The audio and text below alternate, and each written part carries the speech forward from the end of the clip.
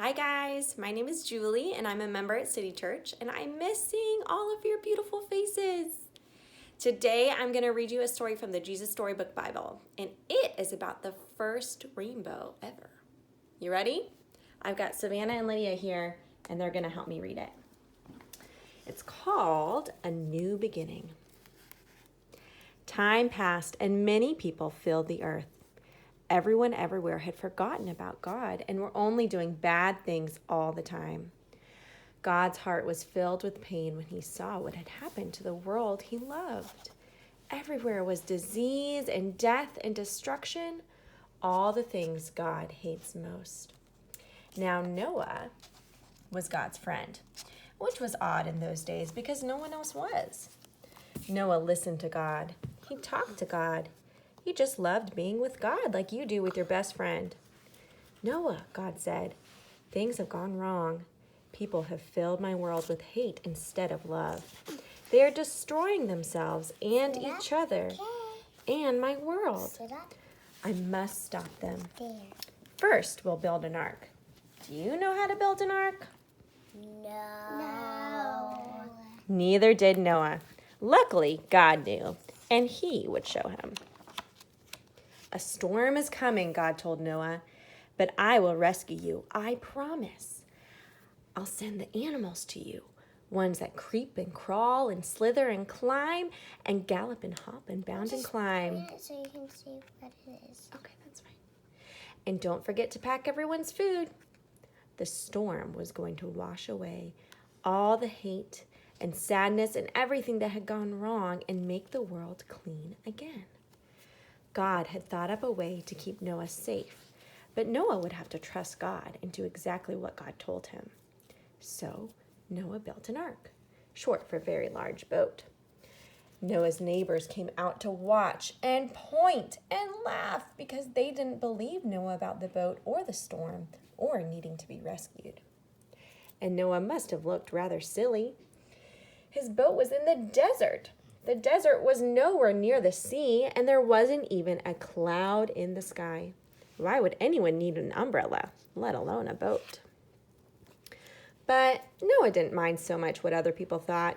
He minded what God thought. So he just did what God told him to do. When the ark was ready, God said, "All aboard!" And Noah's family and all the animals climbed inside. Then God shut the door. And it started raining for minutes that joined up into hours, that joined up into days, that joined up into weeks and weeks. And the rain joined up into puddles, that joined up into rivers, that joined up into lakes, that joined up into a flood that covered the whole world. Their boat that had once seemed so big suddenly seemed very small.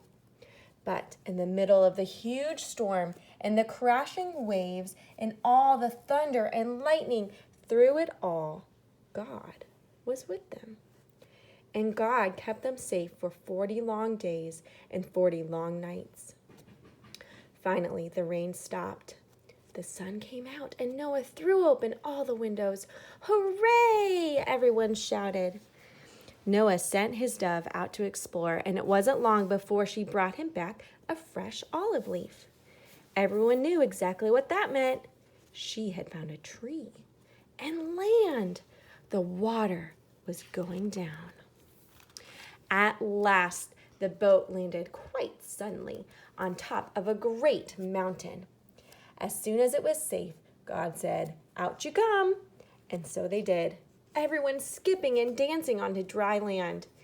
The first thing Noah did was to thank God for rescuing them, just as he had promised. And the first thing God did was make another promise. "I won't ever destroy the world again." And like a warrior who puts away his bow and arrow at the end of a great battle, God said, "See, I have hung up my bow in the clouds." And there in the clouds, just where the storm meets the sun, was a beautiful bow made of light. It was a new beginning in God's world. It wasn't long before everything went wrong again, but God wasn't surprised. He knew this would happen. That's why, before the beginning of time, he had another plan, a better plan, a plan not to destroy the world, but to rescue it, a plan to one day send his own Son, the rescuer. God's strong anger against hate and sadness and death would come down once more, but not on his people or his world. No, God's war bow was not pointing down at his people. It was pointing up into the heart of heaven. That's it. Thanks for listening. Say bye-bye. Bye.